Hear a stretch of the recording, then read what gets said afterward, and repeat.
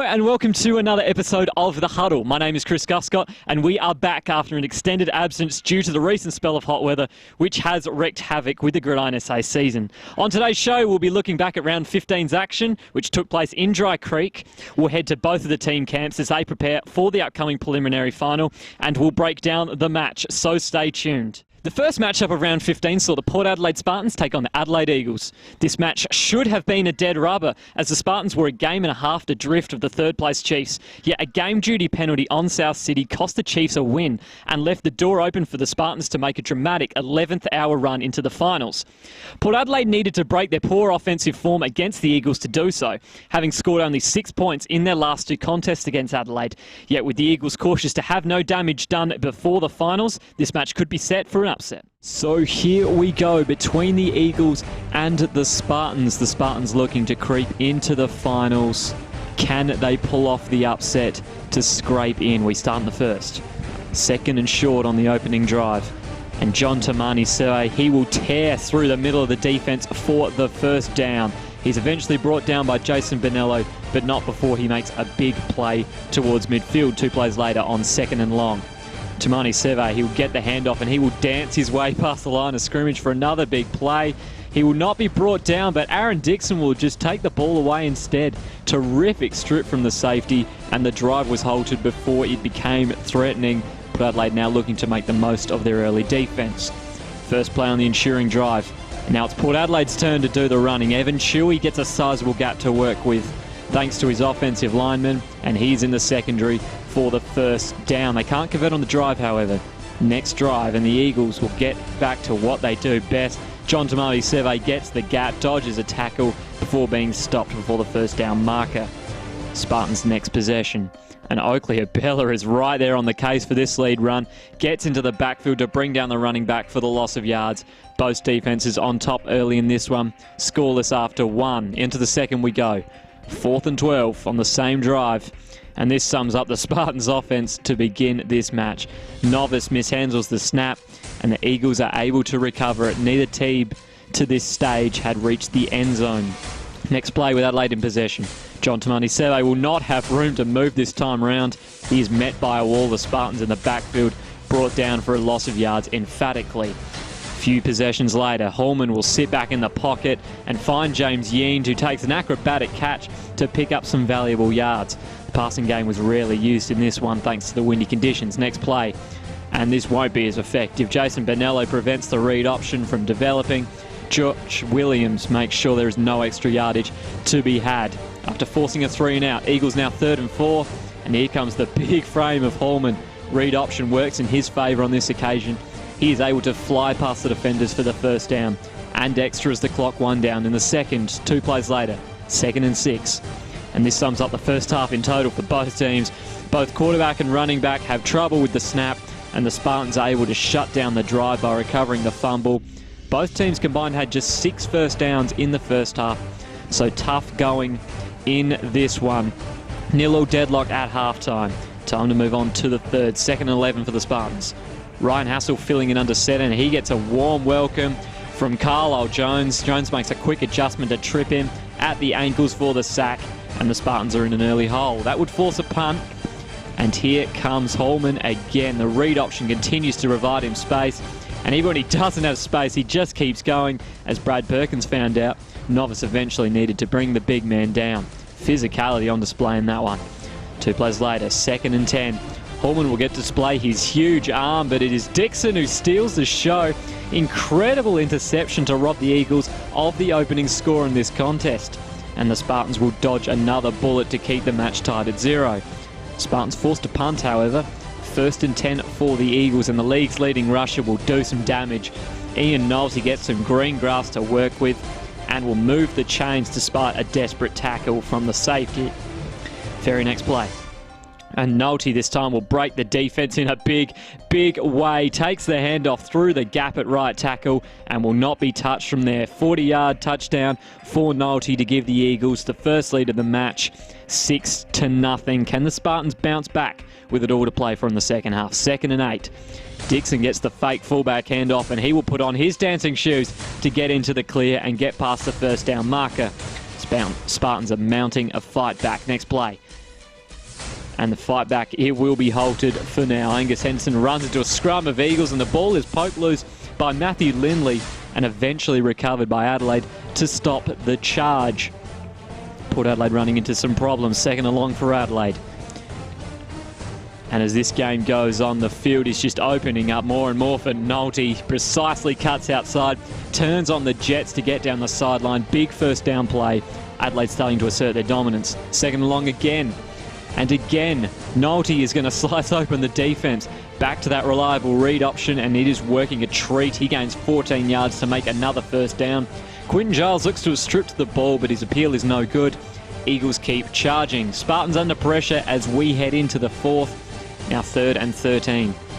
And Ullman, he's going to boldly take to the air, and he will find Brad Manuel near the sideline for the massive first down. Eagles making a serious charge for a 2-score lead. Next play on 1st and goal. And Nolte, he will make it very hard for the Spartans to play finals as he rushes in for his second touchdown from 10 yards out, giving the Eagles a 12-0 lead to start the fourth quarter. Now 2nd and 10 for the Spartans, and their day just keeps getting worse. Aaron Dixon can't dodge a stray hand from Carlisle Jones. Defensive end manages to poke the ball loose to force the fumble. Port Adelaide in serious trouble in the fourth quarter. Later on, after forcing the Eagles to punt, however, and Evan Shuey, he is still trying his hardest to keep his team in this matchup. He barges his way downfield, makes a few men miss as he gets the first down and more. Glimmer of hope for the Spartans. Can they keep it going now later on in the quarter? Ryan Hassel and Port Adelaide in the red zone, and here's how you force a fumble. Jones all again all over the quarterback, and the ball flies free to be recovered by Adelaide to waste a golden opportunity to cut the lead. Now 2 plays later, and Holman, he's going to put the icing on the cake as he fakes the read option, pierces the defence, turns on the Jets to get a big chunk of yardage to clear the danger area. The Spartans could not threaten from there on out, and the Eagles close the door on Port Adelaide's final hopes with a 12-0 victory, highlighted by strong defensive performances from Carlisle Jones and Damien Voller, and supported by a match-winning performance from Ian Nolte. Great win for you guys going into the finals. How'd you guys get done?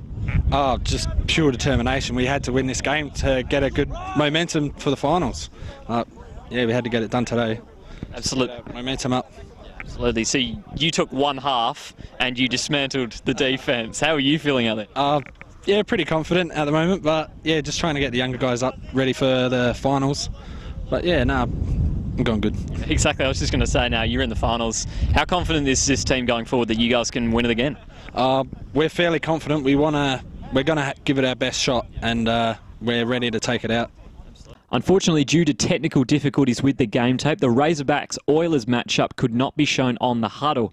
However, the highlights from this game will be available exclusively to Ausports Online Network within the next week. Early in the week, we shone the Huddle spotlight on Heath's head coach, Kaz Hazametic, ahead of the big prelim final to talk all things South City.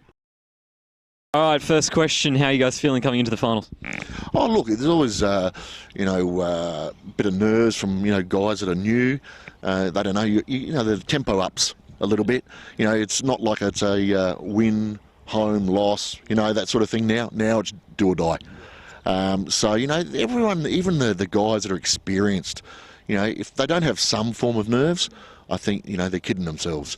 As a coach, look, I'm going to be honest, it's like, other than doing your homework, once they step on that field, there's not much I can do, other than game day, changes.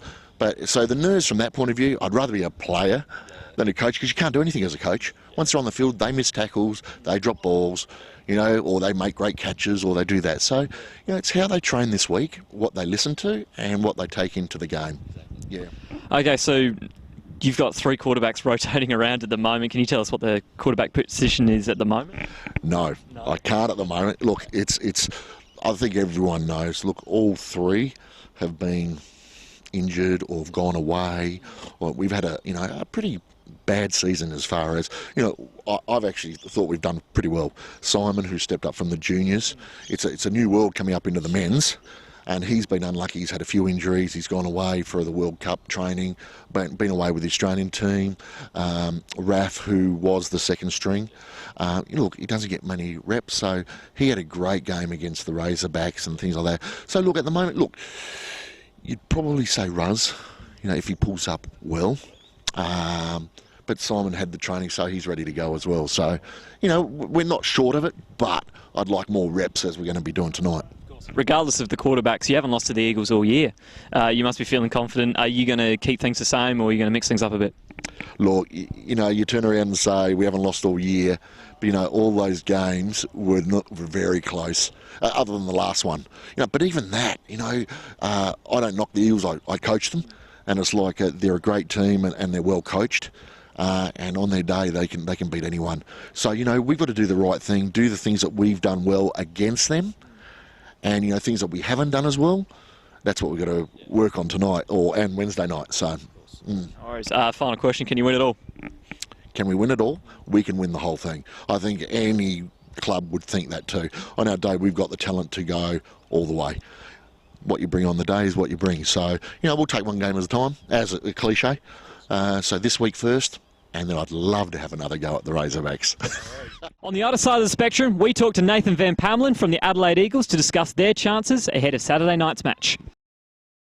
All right, first question for you, Nathan. You guys must be feeling confident coming out of a tough win against the Spartans.